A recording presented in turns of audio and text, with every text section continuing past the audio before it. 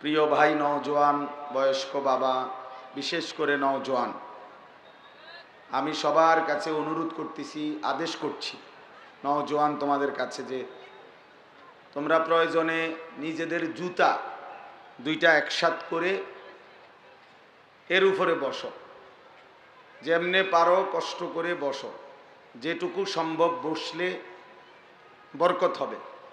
অনর্থক চিৎকার করো না, বিকট কোনো আওয়াজ করো না ভাই, আমি অনুরোধ করছি, এতে ফায়দা হবে। আল্লাহর কথা বসে শুনলে উপকার হয়, এটা আদব। আল্লাহর কথা বসে শোনা, কিছুটা সময় কষ্ট করে বসলে নিজের উপকার হবে, ফায়দা হবে। এই জন্য দয়া করে প্রত্যেকেই বসার চেষ্টা করো। নওজোয়ান তোমরা বসো, এই যে সামনে যারা দাঁড়ায় আছো বসো ভাই, সওয়াব হবে বললাম আমি। বসার চেষ্টা করো সবাই, যেটুক সম্ভব, আর চাপানোর কোনো সুযোগ নাই। কাজেই বসলে পিছনে ফায়দা হবে, সওয়াব বেশি হবে।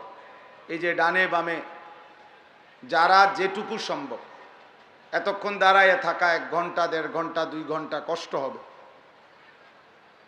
এই জন্য আমি আবারও বলছি, আল্লাহর কথা বসে শুনলে ফায়দা হয়, উপকার হয়।